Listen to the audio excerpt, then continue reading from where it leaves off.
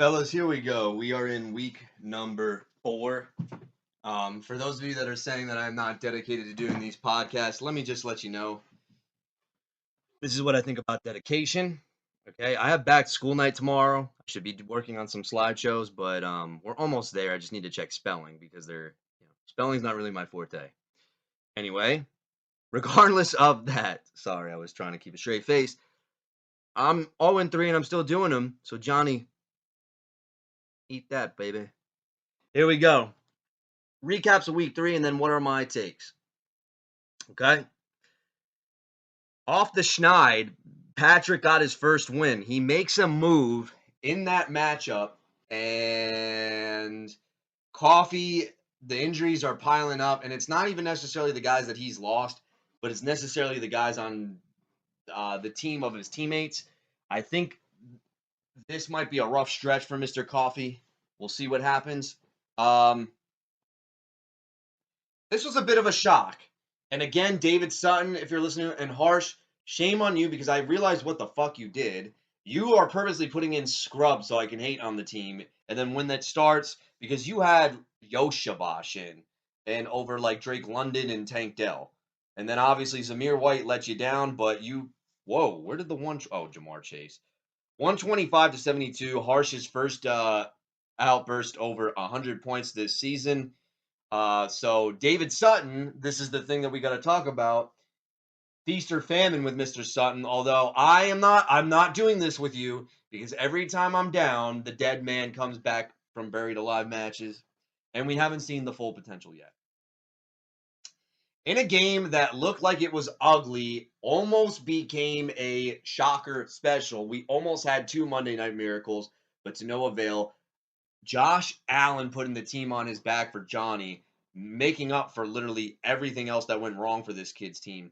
Somehow got him into 120. That's why I take him. But it's no avail. It's to 125. And we know the story that Johnny's going to be saying after this one. If Eckler doesn't get ruled out, I do win this fucking game because Robinson did not look good in that game. The podcast killer putting up 100 points against the practice squad team of Allen. I mean, all you needed was 100. I mean, if you told me you got 90 to 100 against Allen's team, I'd still bet. I thought it was going to be the blowout of the week. Allen's team actually put up more than the 72 that I thought he was going to put up. In a world of fantasy football, I think a lot of people became victims of the Jawan Jennings massacre. Rob Messier, you survived it. Rob, hindsight is 2020. I'll just tell you this right now. There was a 20% chance I was going to put him over Xavier Worthy. It was a speculative ad. I do like Jawan Jennings' chemistry with Brock Purdy a lot. But there was no way I could have put him over Xavier Worthy. I figured Sunday night, hope for some magic. And that wound up costing me because Ayuk didn't do anything. Mesh, you did survive, and you had your biggest outburst of the season. 113 points. Deontay Johnson was back. Lamar Jackson was back. And it's funny because you put 113 when your running backs were the guys who scared me the most, and they didn't do jack shit. So that tells me, you know what, that's a respectable win. But we got to talk about it. The Monday Night Miracle. Because we all knew what was going to come out. If this guy did not win this is bullshit, fuck everything, my team's good, and then he's going to cite sources, you know it's coming, Paul, about how his points are better than this team, how many points is better than that team, because we know he does this. But Big Paul being one of the most consistent teams, you got the game ball for sure, buddy. I don't know how that happened. Paul, I got to tell you right now, though, man, how nerve-wracking was it going to be when they were down at the goal line, and I couldn't tell if it was Moss or Brown. The fact that Zach Moss was in saved that win for you. And that, honestly, dude, if Chase Brown ran that in, I could only imagine the comments in the chat. Big Show choke slams would have been dealt to everybody. Now let's talk about it. Power rankings. I know you guys are going to be waiting for power rankings. I know you guys are going to be waiting for that crap. And here's the deal. I'll try to get it in Saturday. There's no way I can give you an in-depth analysis on how I think this season is going to go for everybody here. But the one thing that I will say is What is interesting is we are now officially on to week 4, 3 weeks into the season.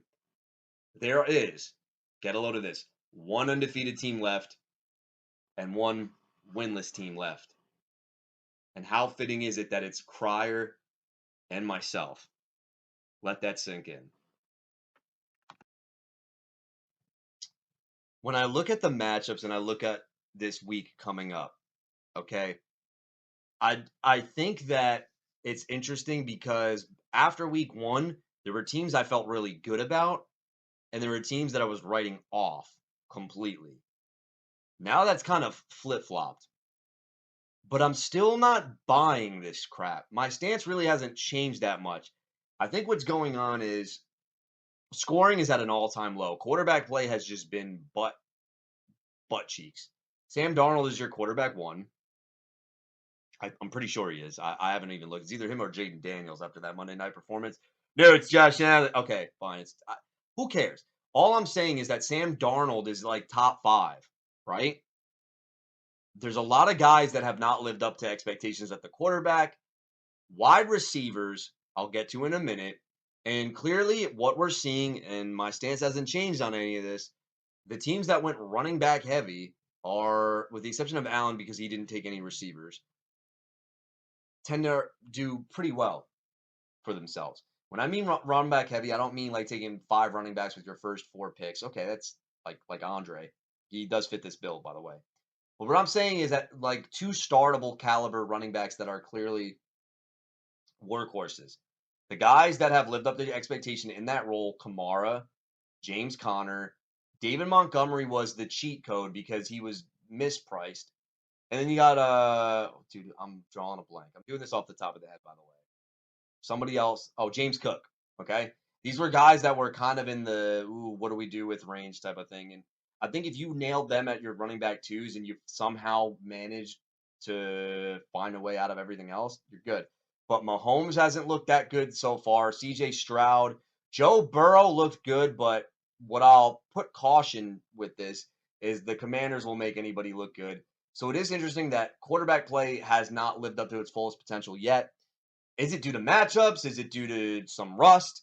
There's a lot that comes into play, but I saw the tweet of the year, and I apologize to everybody if I said this last week, so please comment in the group chat.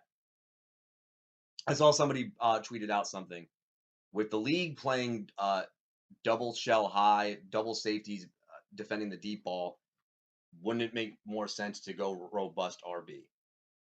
I'm going to pump the brakes on that. I get the analysis of that, okay? Because that means running backs are going to have more holes to run through, and the slot receivers, which I talked about week 1, are going to dominate. Now, I know off the top of my head, just look at Houston last week. Not only were they down, but they were taking away Nico Collins. I think we all knew that was going to happen. And Stephon Diggs had himself a game underneath. Other guys that are killing it, Khalil Shakir is another guy.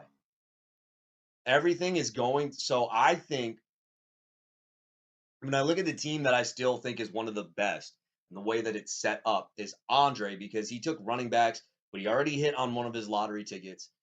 Tyreek Hill makes me a little bit nervous, but Godwin is the beneficiary in the Tampa Bay offense. Mike Evans has not looked good at all for like 2 weeks. However, I think he might be a buy low, and I'll explain that a little bit later in the Johnny matchup. But slot receiver dominant teams and running back teams are on fire now, but does that continue moving forward? The guys that I am not worried about that are dominating the slot, Rashee Rice is clearly going to be a second-round pick next year. I can't get behind first-round pick yet, though, but he will be a second-round pick. So there are these trends that are coming out, and the dead zone area for running back was actually the green zone because you have discounted veterans. I will even include Joe Mixon in that mix because he was doing a great job and then he got hurt. But Aaron Jones, James Conner, David Montgomery, look at all these guys that you could have gotten at RB2s. And if you secured them, no shocker here that your team is probably 2-1. Just saying. You know what? I love you guys too much because I honestly did not want to do a waiver wire recap because this week sucked, but I clearly overspent. So let me justify it. There is no justification with this at all. However, the highest bid, $34 to the Minnesota defense, and I got to be honest with you, I think that's a smart bid. One of the things that I think this league in particular really, really, really, really kind of sleeps on is having a defense that you can just set it and forget it and not worry about streaming. That might be the Vikings D. I had a bid on them for $6 just because I didn't probably want to use them this week. But here's what I'll say about the Vikings defense. This Brian Flores scheme, he hasn't really changed up anything. I think he's just added a few more blitz packages to what he did last year. Now, last year, middle of the season, the Vikings started to turn their season around, and people were citing Flores' defensive scheme to be that. It's literally 100% zone coverage most of the time. And his blitzes are so weird that there's a gaping hole somewhere with a zone blitz. He's trusting at quarterback not to find it. Here's what we learned. Daniel Jones sucks. Okay, whatever. We're not buying it. Brock Purdy, jury is still out, so no. But when you make CJ Stroud uncomfortable in the pocket and can't find the open man, yeah. The thing that's even more interesting with this blitz package is that it's a combination of it's like a bear defense, which by the way, people should be running this a lot more now. But then the safeties revert back. It's a really, really unique scheme. There is going to be one of these weeks though where this defense just gets exposed. As of right now, it's not getting exposed. And they are the number one defense in fantasy football right now. And honestly, I would say that are they for real? With the talent that they have, it's kind of interesting because this isn't really that talented of a defense.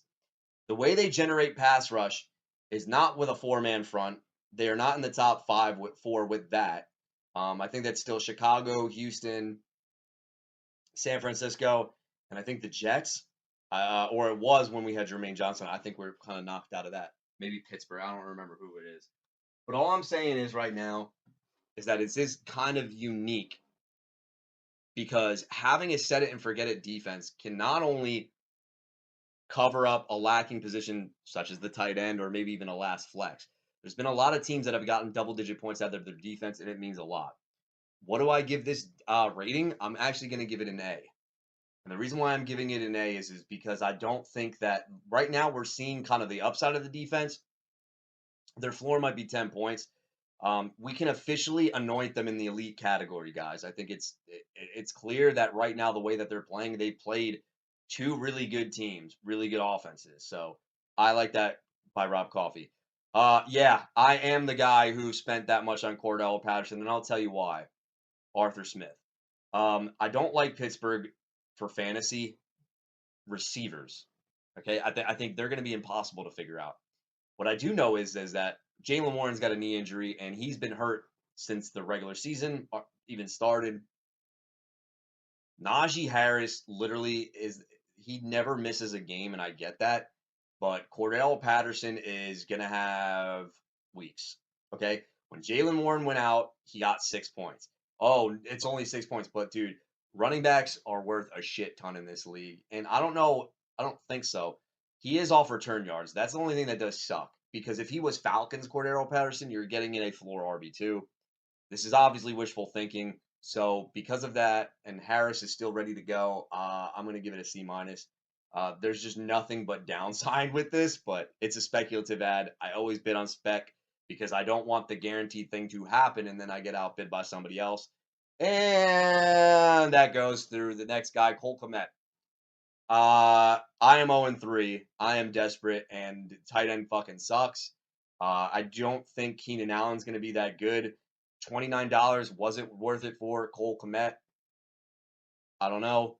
But here's the way I look at it. Caleb's timing has been off. He really wants to hit the kill shot, but he's looking over the middle of the field with some other stuff. So it's wishful thinking. I'll just give it a C. Just tight end is so bad. But this guy is a talented tight end. Gerald Everett is not running into his route share anymore. That was week 1. But week 2 onward, he's been Cole Kmet I'm talking about. Has been more heavily involved. Now, I just, look, Keenan Allen's in his 30s, and it's been everything has been so negative about Keenan Allen this whole season. So I figured he'd be the next man up to operate over the middle of the field.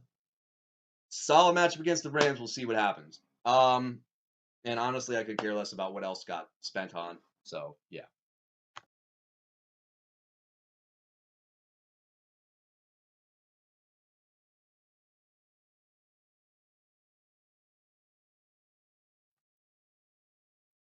All right, here we go. Here we go. The first matchup. When I look at the matchups this week, it's a lot of 1-2 teams versus 2-1 teams, or a winning team versus a losing team.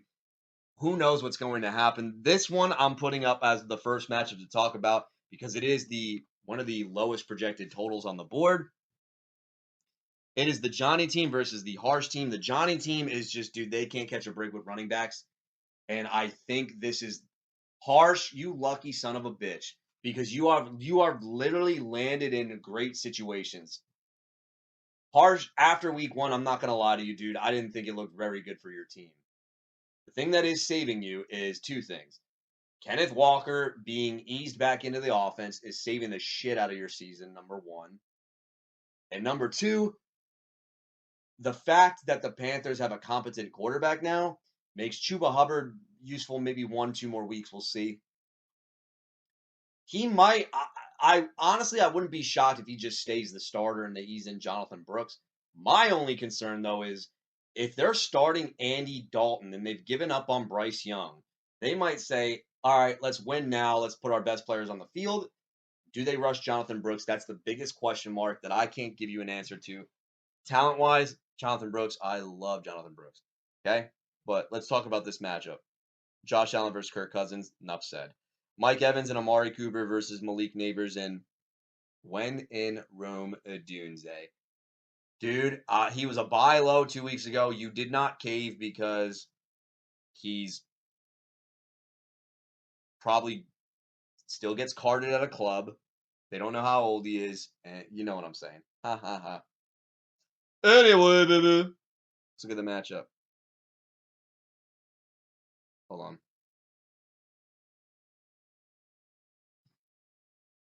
Mike Evans, Amari Cooper, Malik Neighbors, Roman Dunze. We're back at it. Okay. Mike Evans. He's on the injury report. Let's check what it is. Open up. Knee. Okay. Let's have a talk about Mike Evans because I actually was going to talk positive about him, which I'll do in a sec. So Mike Evans actually, there's a stat by Scott Barrett if you want to see it. They say the most separation percentage so far that they count in the total of the year. Brandon Ayuk in week 3 ranks number 1 all time. Does that mean Brandon Ayuk can separate? We all know that. But I also think that playing the Rams had something to do with that. Mike Evans against the Lions was week 2. So is he cooked? I don't know. But the injuries, if they pile up to him, we were so excited about him after week 1 that I think we realized it was the Commanders. But look at who he's. I mean, the Lions was a soft matchup. The Broncos, PS2, I'm giving you a pass. If he does not get it done in Philly, dude, this is an alarming. This is a no-no. Because Philly doesn't really have a good defense. So should he get it done? Well, one would think he would have to get it done in this matchup. I don't think you can keep the man down for too long, Jay, because this, if he doesn't get it done in this matchup, I think I hear the corner coming. Amari Cooper, off the schneid. This guy was a buy low. For sure, a buy low. I ain't going to lie about that right now, man. Amari Cooper, definite buy low. And then we got Malik Neighbors and Rome Odunze on the other side. Oh, but how's Cooper going to do against the Vegas Raiders? Well, I think he'll do just fine. I think that Johnny, I think Mike Evans will go 5 for 56 and a touch. Amari Cooper, I believe, will go over 100 yards, but no touch. Malik Neighbors against Dallas, 28 points. Rome Odunze against the Rams. Okay, let's talk about it. You get a juicy fucking matchup here, my guy. Okay, the Commanders and the Rams are going to make any wide receiver have their best game of their career, flat out. And that starts with Rome Odunze. Things that I'm noticing with Rome, Caleb needs to chill the fuck out with trying to hit the home run ball every fucking play, because literally he is trying to hit Rome Odunze on stop and goes, fade routes, and go routes. And it's not DJ Moore, which leads me to believe I don't even care if Keenan Allen is in there. I really, really don't.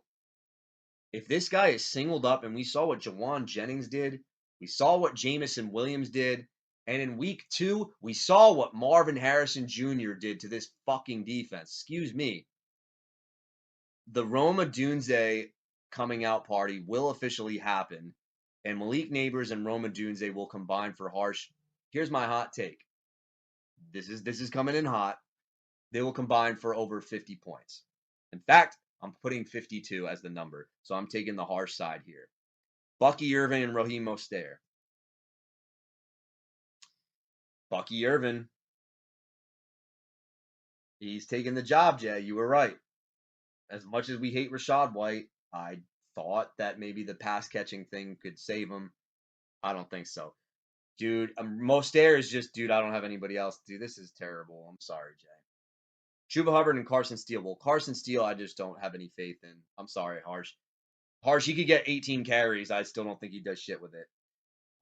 Chuba Hubbard, though, against Cincinnati is a good play. I'll give you 12 points on that one. Conklin versus Freiermuth.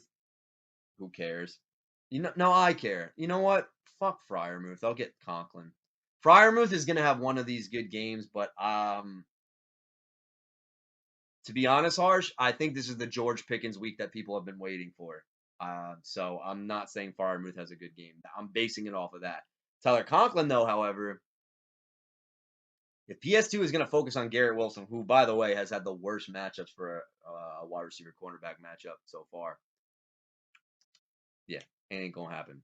Calvin Ridley and Khalil Shakir versus Jamar Chase. Off the schneid, by the way. Well, I don't want anything to do with Calvin Ridley. I think what people worried about him, and it's 6 points, it's 22 points, and then it's 1 point. Shocker. Avoiding the Titans offense was the best call. But Khalil Shakir will have himself a game against Baltimore Sunday night. Jamar Chase against Carolina. What's the injury here, Harsh? Oh, he's fine. It's a shoulder. Empty slot. He's putting in what's his face? Drake London. Why do you do this? Like, you're starting to, Harsh, I'm not gonna lie to you. Like, why is this even like a thing you have to think about, dude? Like, Tank Dell is hurt. Zach Charbonnet, if what's his face saying, Zamir White sucks. Johnny, I know, like, he doesn't need any advice. It's Drake London. Yeah, I hate to say it, Johnny, you're in trouble here, because I do think that this Harsh team is going to be beatable, but you do not have the roster to beat it right now. I do think that Harsh will win convincingly. I will say the Neighbors and a Odunze combo are going to be way too much, and not to mention the fact he's got Jamar Chase. The fact that a 0 RB team like this being set up has two guys that I'm talking about, Hubbard and Steele, that literally, if the receivers do what they need to do, they just need to get 10 apiece. And I think when we do the math, like 12 and 8 is very reasonable in the projections. Kansas City against Chargers. This is a sneaky defensive pickup. I don't know when you did that, but I do like that. In Cleveland, what is up with Garrett? Because if Myles Garrett ain't in, like, this defense has really looked suspect. Like, Vegas, I don't even know what to think about Vegas. I don't think they're like complete dog shit by any means, but like, what's going on there? Like, Cleveland to me, just last year, like, I was fading them this year because something was weird about that defense. I like Garrett, but I don't like much of anything else on this defense. Yeah, I gotta go Harsh. I can't believe I'm saying this. Your team is 3-1.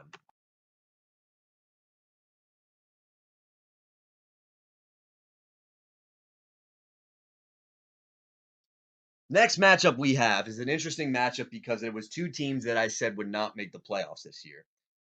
One team, though, has completely rebuilt their team, and I am no longer a hater of this team. Um, they have completely gotten rid of the 30-year-old dust balls in the flex, and they have upgraded completely. The other team, I really wasn't big on, and I don't know if my stance has changed that much, but they did make a trade that made them win last week in an upset, I might add. And we're talking about David KRIER and Patrick. Patrick Mahomes versus Patrick. That's funny. Or Geno Smith. So when I look at this on paper, it's a clear-cut no-brainer, Patrick Mahomes, but I want to pump the brakes. And I'll tell you why. If Charbonnet has to start again, I'd kind of like Geno in games where Charbonnet's got to start because Charbonnet can't run. This is also a very good run defense. The Detroit Seattle game, I think, has potential to shoot out. If you have any stock in this game, with the exception of the Seattle backs, fire them up.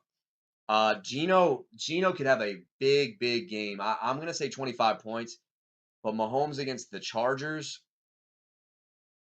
You know what? No, I'm not gonna do that because then Crier's team's gonna look too good. Because when I hate on him, he's just gonna like shove it in my face.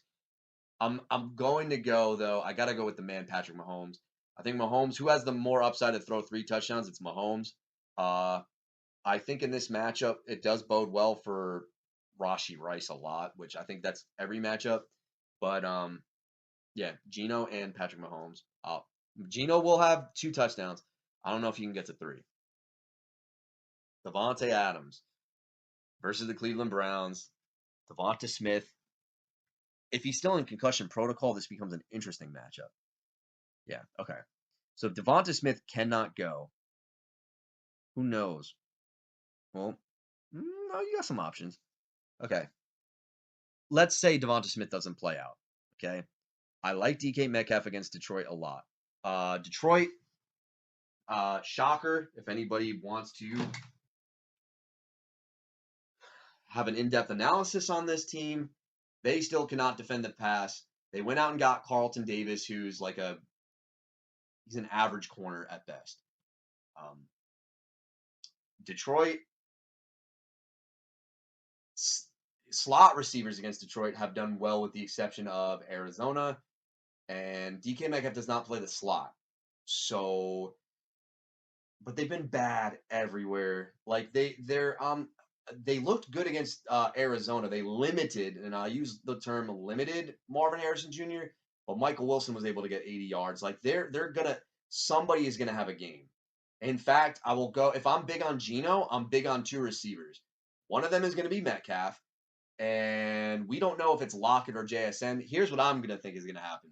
I'm gonna go JSN, and I'll tell you why.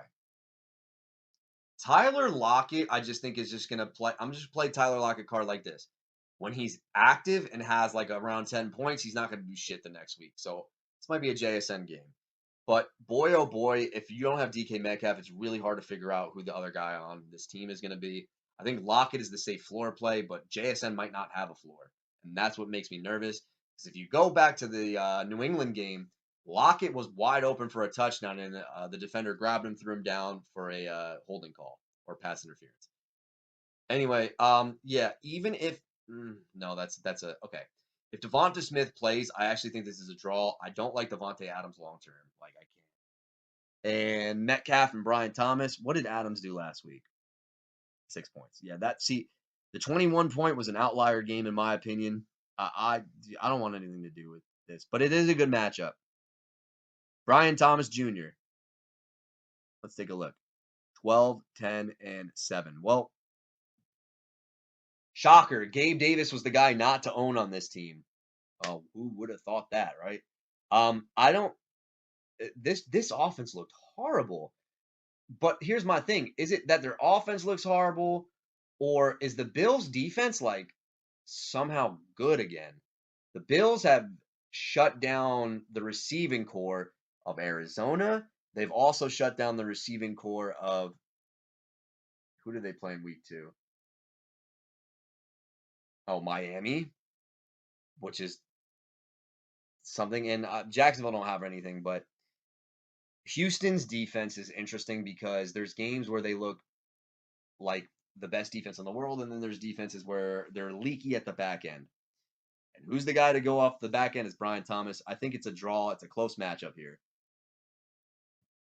A guy I did not like this year, Jonathan Taylor, went off against the Bears. So I like the Bears defense a lot. I think that they are a tough defense. And he scored twice and got over 100. The reason being was that Green Bay game, they stopped. Dude, what the fuck, dude? Like, do not let Anthony Richardson throw the ball. Pittsburgh is a tough matchup for him. But I think Jonathan Taylor, this is the way you got to play him. I'm sorry. He is back in the elite tier for running back because he's literally, in fact, I think I would already put him in the Bijan Robinson tier. He's the definition of 100 total yards or a touchdown, and you always have the combination of both. This is a daunting matchup. I don't like it on paper. Pittsburgh's been really, really good, but he's at home. And I'll take Jonathan Taylor at home than on the road on like a grassy field. James Cook, another guy that I hated. Well, 11, 28, and 16.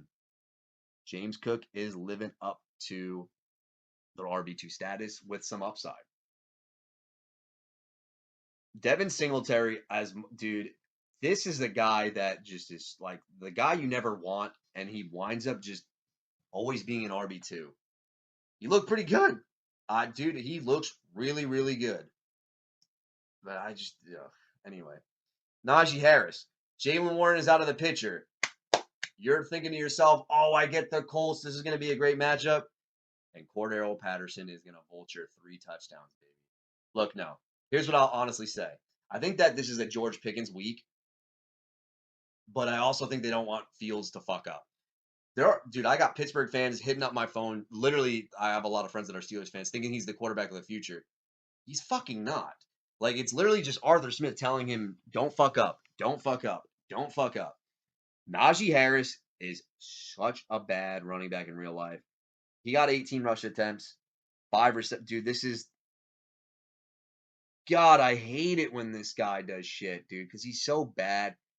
I think he's going to get 20 total touches is not out of the range of possibility, but I would love I'm telling you, Arthur Smith is salivating because he gets to use Cordero Patterson. Patrick, you know damn well being a Falcons fan that he is, so don't fucking lie to me. And I saw that $10 bid in there, buddy. Yeah. I got to go Taylor and Cook, though. I know that was a lot of in-depth analysis for just an easy slam dunk pick. George Kittle, here's what I'm worried about. KRIER, I know you're a Niners fan. The fact that they're 1-2, they're going to start rushing guys, and I don't think they should. Kittle versus New England or Bowers. I'm going to go Bowers simply to the fact that I don't think they need Kittle. Like, they don't need him to do anything. Like, New England is horrible. New England had their Super Bowl. They beat the Bengals. That was it. Goodbye.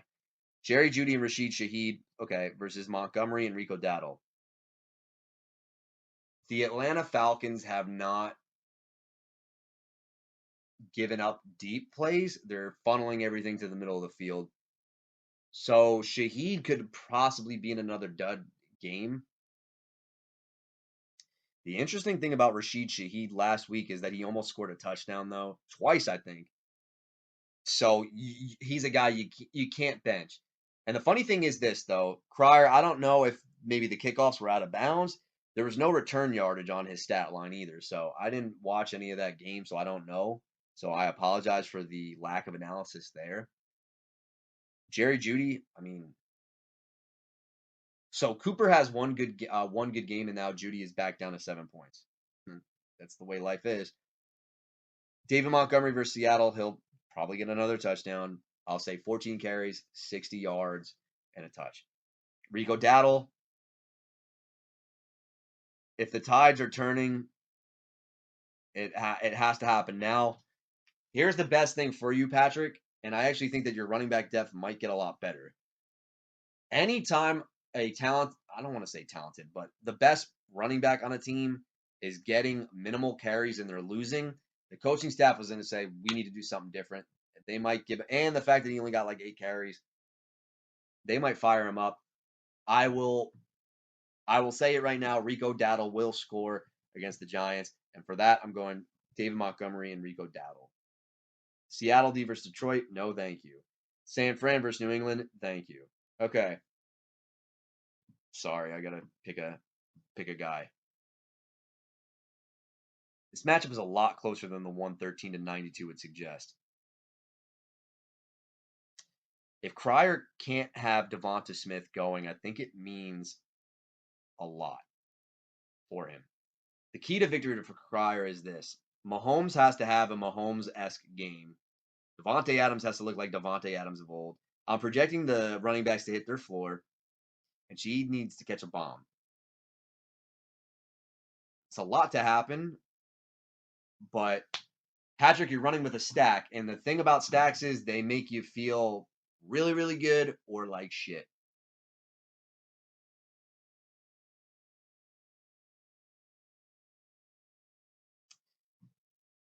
What side am I going to take?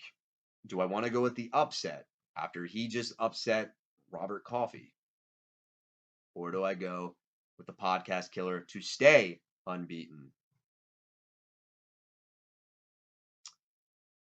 Here's what it comes down to. I think George Kittle is the X factor here. I know I said they don't need him. No, you know what? I'm going to flat out say it because I know he has a tight end. So Patrick. I think Zach Ertz might actually have a game for Washington, and I think it might be enough.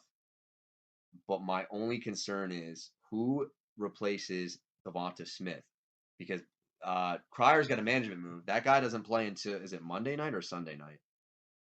Oh no, it's not. It's Sunday morning. Never mind. Who does he play?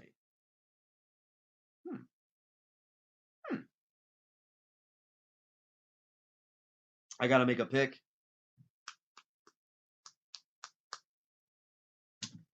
Patrick. I'm going to go Patrick.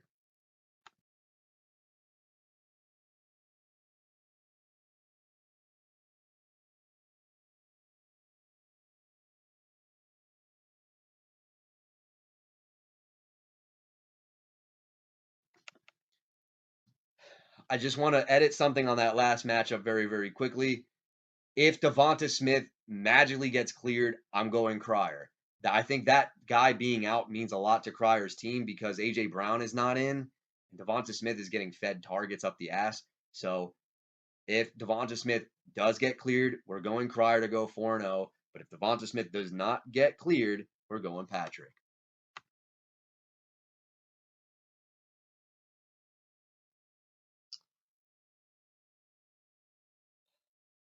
The last two champions of the league face each other in this next matchup. And what I can tell you right now is that one team survived a Monday night miracle that was about to happen. And I know you were sweating, Matika.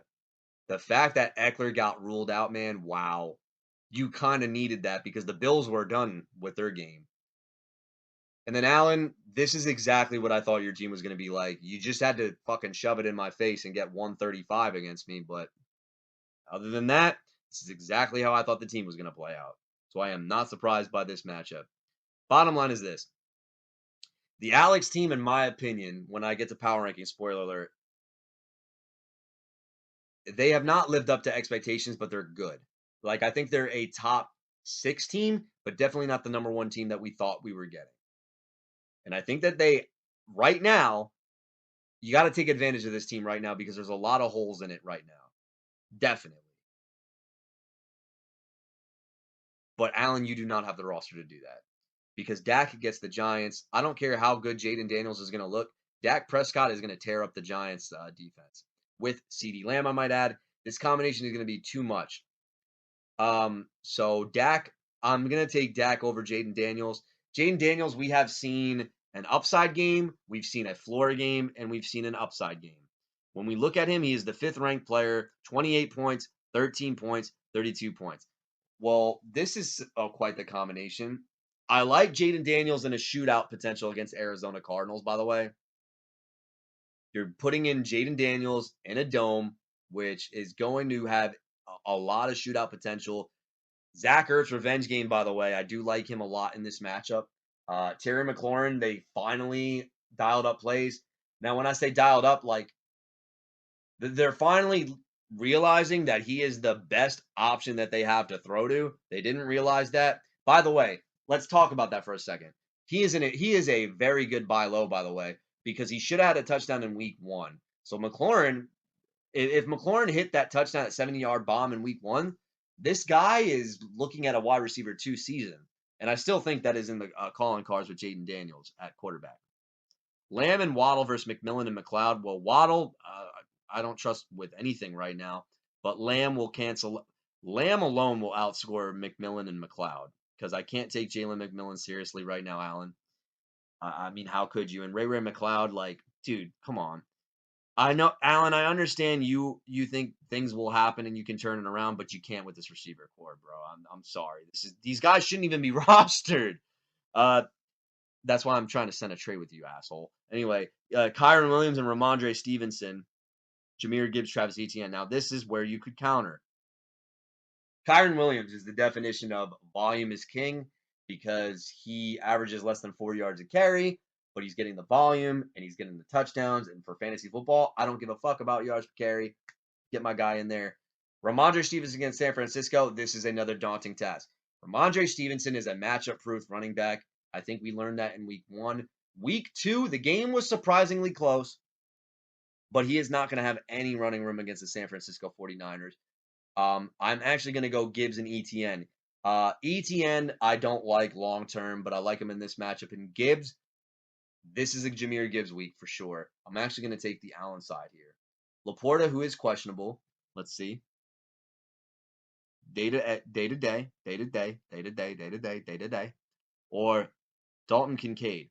Dalton Kincaid will no longer be on the elite tier because for some reason the Bills love Dawson Knox and they're splitting the routes run. Not good. By the way, I think this is a draw. If Laporta goes, I don't like Laporta was a clear fade. I don't care what anybody says. Now, where I think Matica is gonna annihilate you is this flex spot. Matica, I was the George Pickens guy last 2 years, and I wanted to fade him this year. And so far, fading him has looked good. This is the 1 week where you can then say, oh my God, George Pickens, what an animal. He will have over 100 yards or a touchdown in this game. The fact of the matter is this. The Indianapolis Colts are giving up the most explosive plays at the back end of their secondary. Nico Collins hit over 100 yards. They then went into week 2 and they played the Green Bay Packers, who didn't have to throw the ball, but Roma Dunze got behind the defense. Cole Kmet underneath. DJ Moore caught that fucking Hail Mary. Like, Pickens, I'm going to set the line right now. George Pickens. I'll say it. You know what? We're going big, baby. 6 for 114 and a touch.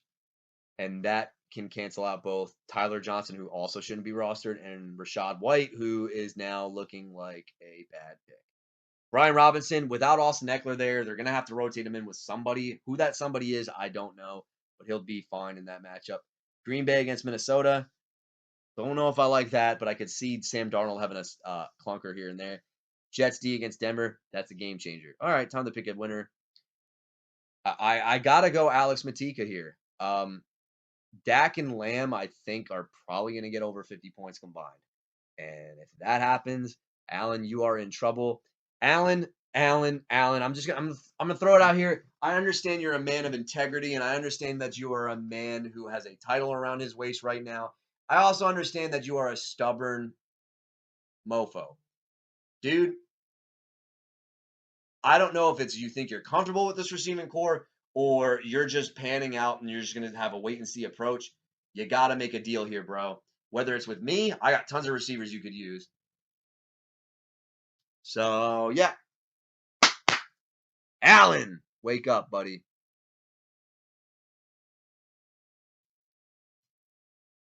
It's really hard to find a matchup of the week. And there are so many ways you can go with the matchup of the week. And I think that this could be a sneaky one, but I'm not quite there yet. Andre, I gotta be honest, I thought that Andre was gonna go 3-0, but Joe Burrow and the Pussycats came out to play. And Zach Moss sealed Andre's fate in week number 3. The Coffee team is gonna have a bumpy ride the rest of the season. Coffee, a lot of people did not like your team after the draft. I gave it some hope, but the injuries are piling up. Miami's injuries are killing your Devon A-Chain stock. It's a shaky ride here, Coffee. Let's see how you do, baby. Brock Purdy versus Jalen Hurts. A.J. Brown ain't in. I don't want anything to do with Jalen Hurts. So, Purdy. Tyreek Hill and Chris Godwin. Jackson Smith and Jigba and Rashee Rice. This is Coffee by a mile. I don't know what the fuck Miami's going to look like. Tyreek Hill, dude, without Tua, look.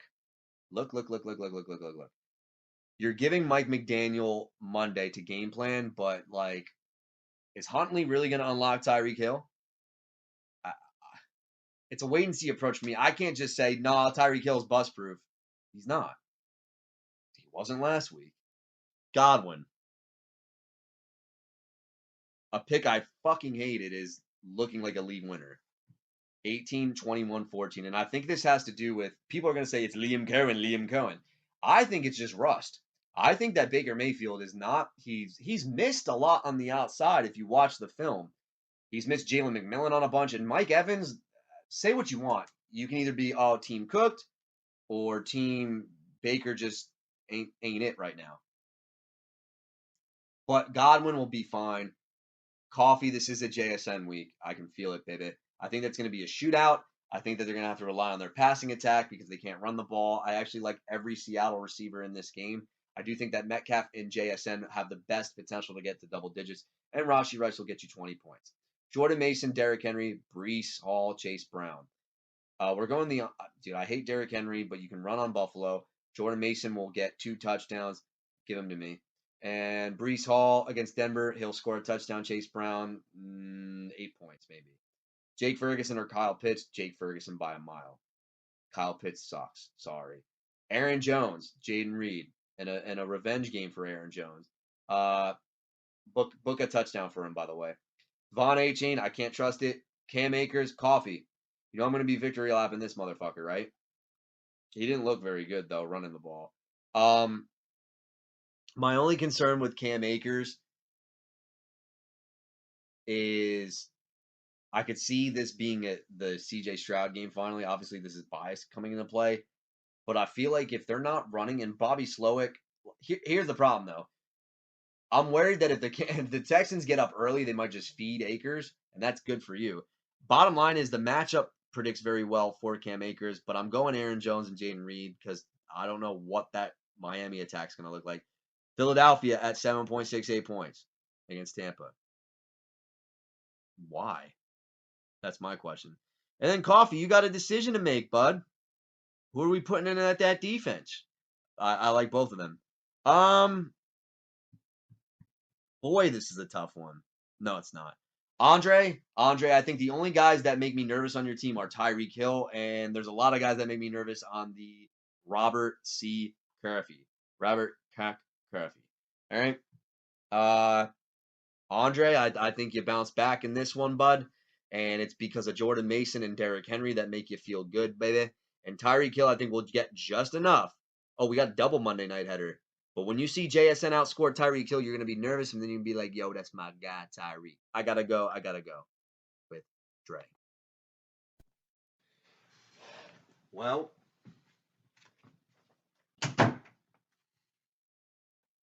I need to take a moment of silence because there's a lot on my mind. You are getting the official post-game press conference. I officially know what the Cincinnati Bengals feel like right now, having an immense amount of talent and having no wins to show for it. Here I am, standing at week 4 for the first time in my entire career. I've believe me, there's one thing I know, it's random fantasy stats and gloating about my team and how I think I'm a genius. Never in my entire life of doing fantasy football have I ever started out 0-3. I have started out 1-2. I've started out 3-0. I've started out 2-1. A lot of people are saying, has the man lost it? I don't know. But what I can tell you is we expect a lot out of this team. We expect this team to show up every Sunday. And we expect a guy named Xavier Worthy to get 48 points, not Juwan Jennings. But these things are out of my control. What I can tell you, though, is I sat down with the team. I have talked to every single member, even the bench players of the team, and we have made a statement. We pulled out the Bill Belichick bulletin board material. Do your job. We posted out the material about how Johnny is saying that the man is cooked. We've also pulled out the material that ever since I've proclaimed that I was the GOAT, everything has been going downhill. And since 2021, where I spent that prize money on a shit ton of jackets that I don't need. I don't care what you think.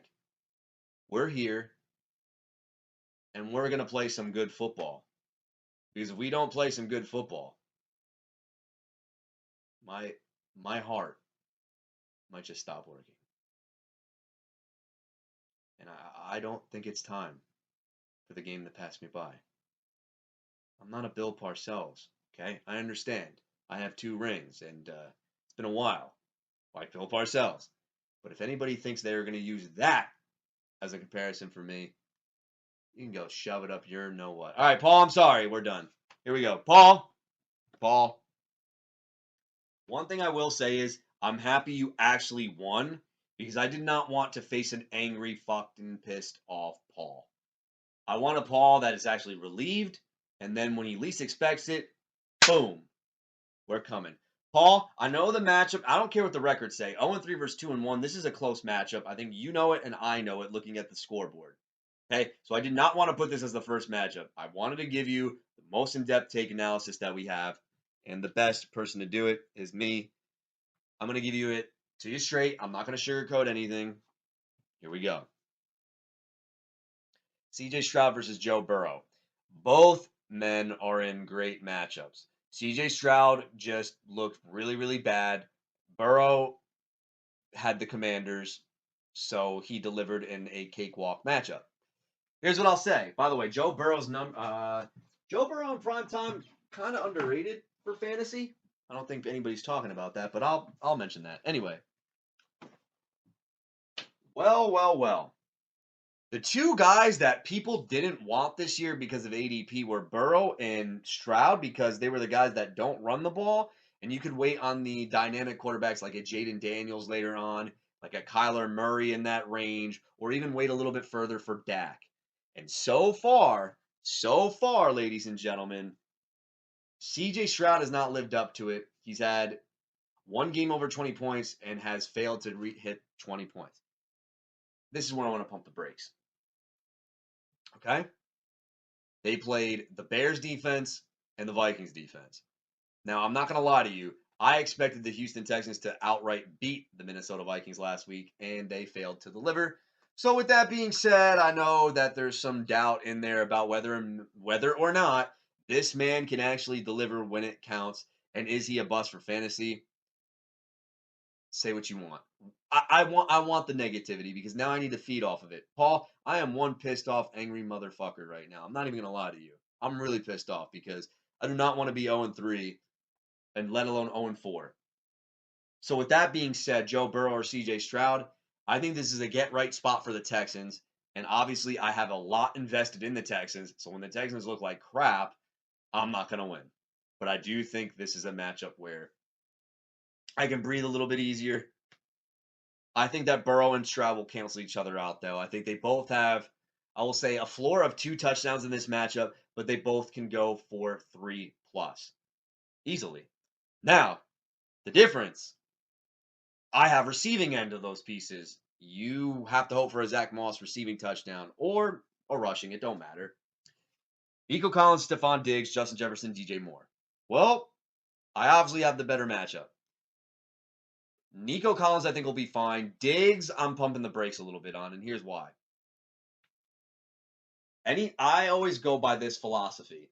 Anytime a team is in a blowout or a catch-up situation or they're getting killed, the slot receivers and the running backs out of the backfield are going to rack up the stats. And Diggs had himself a game because Minnesota plays those two safeties deep back, and they take away the deep ball. And with that being said, Diggs had himself a game. He really did. Now, Tank Dell being hurt kind of makes things a little bit more interesting. Because I think they might actually use Diggs all over the field, and Nico plays his usual spot and does his usual things. I think Nico will have a game. I think Diggs, I wouldn't be surprised if Diggs got like 10 points or 8. So I'm going to say 10 for Diggs and a big game for Nico. Paul, now we got to talk about how you draft. Because clearly, my guy, every year, and we have enough data on you at this point, you are a value-based drafter. Let the draft come to you. But you get value trapped a lot. I feel like every 3 years, the Paul team surprises the fuck out of people because you get the value that works out. The other years, you get value that falls to you, and they don't work out because they're falling off a cliff. But the Justin Jefferson pick was absolutely criminal. It should have never happened.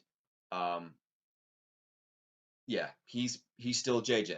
Now, if I wanted to throw caution to this Justin Jefferson pick, and the one matchup in his entire lifetime where he looked absolutely abysmal, it was against Jair Alexander, who, by the way, I forget that he's even still on the Packers, but he does show up for some games. So if JJ didn't look like himself, it wouldn't shock me, but I'm not expecting that. I think Justin Jefferson will be fine. DJ Moore, let's talk about it. He's in a great matchup, but I have not seen the connection yet with Caleb and Rome. I'm sorry. I've seen it with Caleb and Rome. I haven't seen it with Caleb and DJ Moore. The timing with them is just not in sync. This is a get-right spot. Remember I had talked about guys who are buy lows and that should quietly get it done. DJ Moore was one of them, and there was another guy. Fuck. Terry McLaurin. McLaurin's off the schneid, finally. We can breathe easily on that. DJ Moore, though, and with Keenan Allen expected maybe to come back. But I will tell you this right now, Paul. I said it on Harsh's matchup with Roma Dunze. This is a great matchup because the Rams are abysmal. Jawan Jennings had 3 touchdowns. Marvin Harrison had 2 touchdowns. And Jamison Williams had over 100 and a touchdown. The Rams are on the tier of the Commanders where they suck. So if he doesn't get it done in this matchup, red flags everywhere. I think this is a bust season. And remember what I said about DJ Moore, Paul. This was one of the things to be cautioned with him. When he's the only guy on a team, he exceeds expectations. But when you bring in other mouths to feed, it cuts into his workload. And I think we're seeing that with Caleb. Here's the good thing, though, and I'll say it again. The Rams' secondary sucks, dude, and they don't have a pass rush. So my money right now, I hate to say it, is on Roma Dunze, and I hope it's Roma Dunze and not DJ Moore.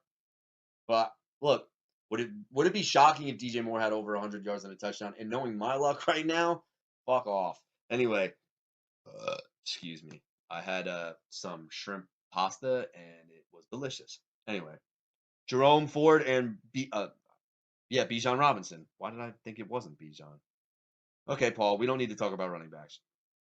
I don't care if Ford plays. He's going to get his 8 points. Bijan is literally getting a lot of volume. Bijan is like the year you had Le'Veon Bell his sophomore year. It's literally like a lot of volume, but it's only amounting to like 14, 15 points. He's like the Amon-Ra St. Brown of running backs. Barkley against Tampa, the number 1 pick in fantasy. Jesus Christ. He'll be fine. And James Conner, he'll be fine. You take it. Fucking asshole. I'm sorry. Oh, God, dude. Connor scares me. I'm not going to lie to you. Barkley, I know I'm penciling in 25 fantasy points. Travis Kelce and Trey McBride. Trey McBride's not going to play, so it's Cole Kmet. You know what? I'm going to take a stand here, Paul. I don't like Travis Kelce right now. I'm going to go Cole Kmet. Chris Olave. Terry McLaurin. Zach Moss and Christian Kirk. Zach Moss might plot his way into the end zone again. Chris Olave will have a good game. Chris Olave. Chris Olave. A guy that was on the screaming buy low radar. He finally, he's had 2 decent games. I think he'll have a floor game. I don't see an upside game here, to be honest. McLaurin, I think they finally realized that, oh, fuck, we have this guy who's kind of good at football, and we have a nice quarterback who can throw a nice pass. Let's do it.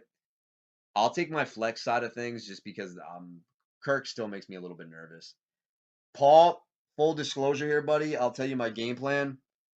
Juwan Jennings might be in the flex. Now, that means I would have to take Terry McLaurin out. I'm currently shopping one of my receivers for a running back. So I have no idea what my flex is going to be, but let's talk about the defenses.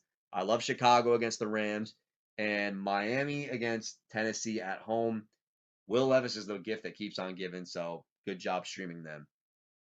Paul, this is the first time in any of my matchups I've been the underdog, by the way. But, I mean, they have it. Wow. Projections went up. Who went up? Well, it don't matter anyway because my bride ain't playing. So I think it's gonna come out to be 107 to 119.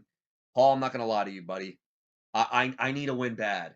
I really, really need a win bad, man, because the fucked up thing about it is I played the 3 teams that I said would finish 12th, 11th, and 10th. Paul, my key to victory is Houston needs to go off.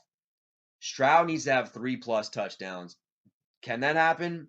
If he gets 2, well, 2 of them better be to Nico or 1 to Diggs, 1 to Nico, and then they go have themselves a day. Bijan needs to look like Bijan, and my flexes need to hit. That's a lot to ask for. I think you got the better floor with the running backs. I think Jefferson is a great pick. The only guy that needs to step up for you is Moore and Kelce. If those 2 step up, ring the bell.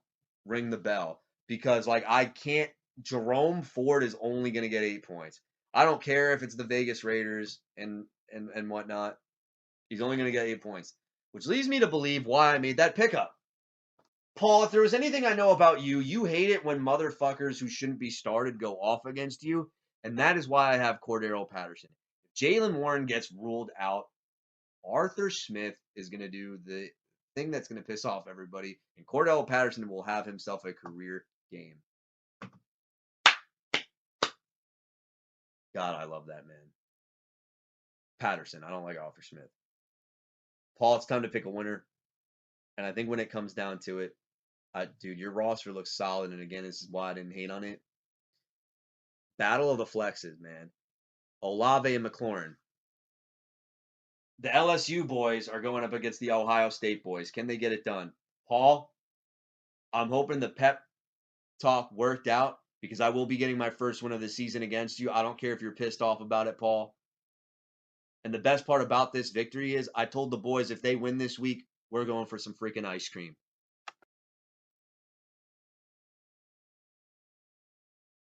Last but not least. If we're going by point total and not matchup record, the matchup of the week should be me and Paul. But then I thought about it and I said to myself, you know what? Can we talk about a man that's not getting credit? Man, look, I am guilty of it. Rob Messi is 2-1. Now the question is it a respectable 2-1? And that remains to be seen. And this is the battle of the friends, Rob and David, who once upon a time ago split the prize winnings and begged for the money before their matchup even started. What are true friends for? They said, you know what, buddy? Who cares? Let's split it together because you are my best friend. And then David found a new best friend. He's the man who's speaking to you right now. That's me. No, I'm just kidding. Oh, by the way, Mesh, it's Thursday. It's a Wawa day for me. I gotta go to the salads though this time. And do not worry, I might be stopping at the church. I don't know if I'm gonna go through the whole mass, but I'll say a few prayers for sure. Dead Man Dominators versus Make-A-Wish. Will the Make-A-Wish kid go 3-1? That is the question that we've been all waiting for. The matchups have it projected as David Sutton as the favorite in the matchup of the week at 113 to Ra Messia's 104. Here we go, baby. Here we go, baby. Right off the bat, David, you get Kyler Murray against Washington. I don't care who Lamar Jackson's going against. Give me Kyler Murray. Lamar will be fine, Mesh. He'll be fine. But the fact that David Sutton is going Kyler Murray, Marvin Harrison Jr. against the Commanders. Sutton, you've seen the stats about how bad the Commanders are against wide receiver ones. They've been awful since dating back to last year. They will again continue to be awful yet again. And with that being said,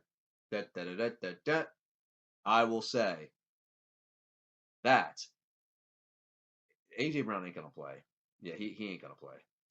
So Marvin Harrison and receiver 2 to be announced later versus St. Brown and Ayuk. St. Brown will have 10 catches, 114 yards, no touchdown. Brandon Ayuk will finally score for you, Mesh. I actually think that Jawan Jennings' game might actually worry Gerard Mayo, and your boy Ayuk might have a game. Kamara on the injury report. Doesn't look like it's serious. J.K. Dobbins against Kansas City. As long as the man's healthy, keep riding him, Sutton. Josh Jacobs and Tony Pollard. The two guys I was terrified of last week. If you told me they would combine for under 10 points, I would have said, yes, I killed Mesh. I don't know how the fuck you did it. Fucking Jawan Jennings, motherfucker. Anyway, sorry. That's that shrimp pasta talking. Anyway, Jacobs and Pollard. Jacobs against Minnesota. I could see him not having a good week. Pollard against Miami will bounce back. And I will go David if Kamara plays. Mark Andrews and Dallas Goedert. Mesh, I can't believe this pick is working out for you. If you told me all it took was 2 injuries, but Goddard over Andrews by a mile. Garrett Wilson against PS2. No, thank you. I love Garrett Wilson, but dude, he's had a gauntlet of corners. David, his matchups get a lot easier though, so you're good. T. Higgins, will he get off the schneid? Yeah. Deontay Johnson will have a good game, and Jalen Warren won't play. Rob, Jalen Warren will not play. What you gonna cook up in that flex spot, baby? You need a receiver? I got you, my guy. If you need a receiver, I got you, my guy. St. Brown, baby. Okay, and we're back. We're back to sorry. I just love doing that voice. Okay, I'm back to the flexes. Garrett Wilson will not have an upside game. I think he'll have a floor game, so expect 8 to 10. T. Higgins. T. Higgins is touchdown or bust. Will he get a touchdown? He will. He does not look healthy, though. Dude, he looks like he's running a route on one leg. Deontay Johnson and Jalen Warren. No, I got to go David. I don't know who Mesh is going to play at the flex. Okay, stop. It's time to pick a winner. Tennessee versus Miami. Sneaky pickup, David. Yeah, good job, Dave. All right. All right. Mesh, I'm not going to lie to you. You have really, really proved yourself the first 3 weeks of the season.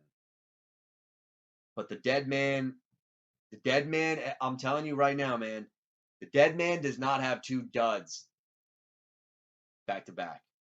He will come back with a vengeance, and he will win. He will say, I'm sorry, Mesh, but Nick is my best friend. Thank you, David.